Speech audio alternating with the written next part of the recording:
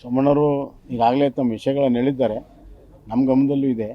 ಪಕ್ಷದೆಲ್ಲ ಹಿರಿಯರು ಕೂತ್ಕೊಂಡು ಅವ್ರದ್ದೇನು ಮನಸ್ಸಿನಲ್ಲಿ ನೋವಿದೆ ಅದನ್ನು ಬಗೆಹರಿಸುವಂಥ ಎಲ್ಲ ಪ್ರಯತ್ನಗಳನ್ನು ನಾವು ಮಾಡ್ತೀವಿ.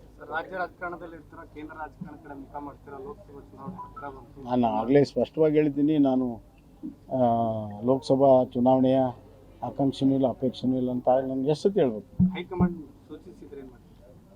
ನಾನು ಈಗ ಸದ್ಯಕ್ಕಂತೂ ನನ್ನ ಮುಂದೆ ಯಾರೂ ಹೇಳಿಲ್ಲ, ಅದ್ರ ಬಗ್ಗೆ ತಲೆ ಕೆಡಿಸ್ಕೊಂಡು. ಸೋಮಣ್ಣವರು ಈಗಾಗಲೇ ತಮ್ಮ ವಿಷಯಗಳನ್ನು ಹೇಳಿದ್ದಾರೆ. ನಮ್ಮ ಗಮನದಲ್ಲೂ ಇದೆ. ಪಕ್ಷದೆಲ್ಲ ಹಿರಿಯರು ಕೂತ್ಕೊಂಡು ಅವ್ರದ್ದೇನು ಮನಸ್ಸಿನಲ್ಲಿ ನೋವಿದೆ ಅದನ್ನು ಬಗೆಹರಿಸುವಂಥ ಎಲ್ಲ ಪ್ರಯತ್ನಗಳನ್ನು ನಾವು ಮಾಡ್ತೀವಿ.